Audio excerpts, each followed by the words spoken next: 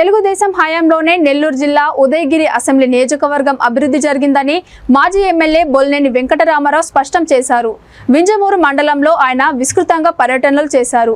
ఈ సందర్భంగా టీడీపీ హయాంలో ఎమ్మెల్యేగా ఉండి తాను చేపట్టిన అభివృద్ధి పనులను సెల్ఫీ ఛాలెంజ్ ద్వారా ప్రజల దృష్టికి తీసుకెళ్తున్నానని అన్నారు. పర్యటనలో భాగంగా పలువురిని పరామర్శించారు.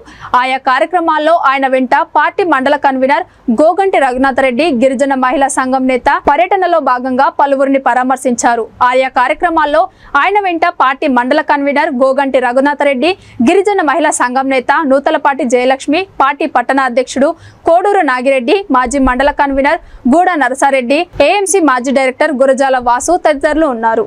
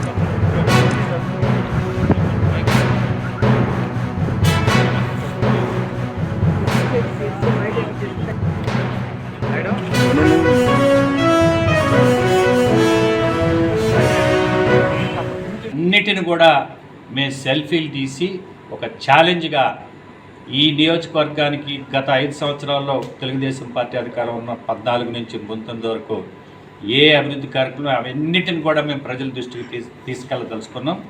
ఎందుకంటే నేను మొన్న వింజమూరులో కూడా చెప్పాను, మా కార్యకర్తలకు కూడా చెప్పా, మనం చెప్పుకోవడానికి ఎన్నో కార్యక్రమాలు ఉన్నాయి ఈ నియోజకవర్గంలో.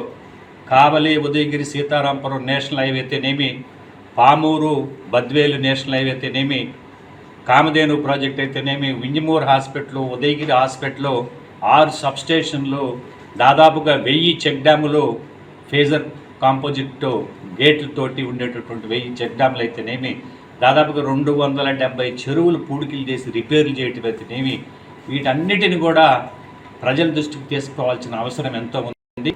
ఈ గత 4 సంవత్సరాల్లో వైఎస్ఆర్ కాంగ్రెస్ పార్టీలో చెప్పుకోవడానికి ఒక్క పని కూడా లేదు. ఎన్ఆర్ఐజిఎస్ కింద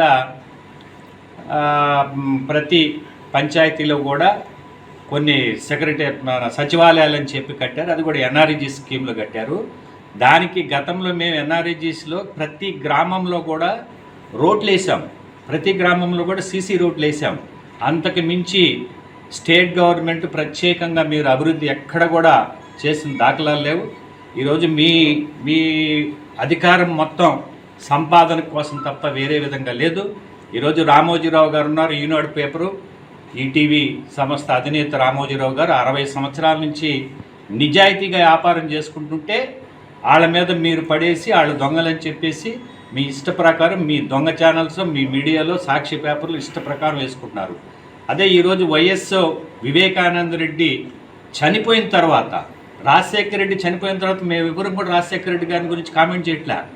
అదే వైఎస్ వివేకానంద రెడ్డి చనిపోయిన తర్వాత ఆయనకి లేనిపోని అంటగట్టి 60 ఏళ్ల ఆమెతోటి లైంగిక వేధింపులు చేశారని చెప్పి ఎంత దారుణమైన కామెంట్ చేస్తున్నారంటే సాక్షి మీడియా, సాక్షి టీవీలో ఇంతకంటే దారుణం ఈ రాష్ట్రంలో ఏమి ఉండదు.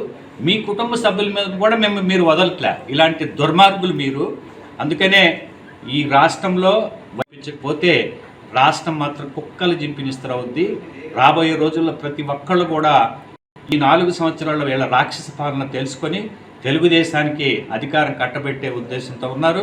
ఎందుకంటే ఈరోజు మనం చూస్తున్నాం, చంద్రబాబు నాయుడు గారు కానీ, లోకేష్ బాబు గారు కానీ ప్రజల్లోకి వస్తే ఏ విధమైన స్పందన వస్తుందో రోజు మనం టీవీల్లో చూస్తున్నాం. ఈరోజు వైఎస్ఆర్ కాంగ్రెస్ పార్టీలో మీ చిన్నాయన్ని అతి దారుణంగా చంపిన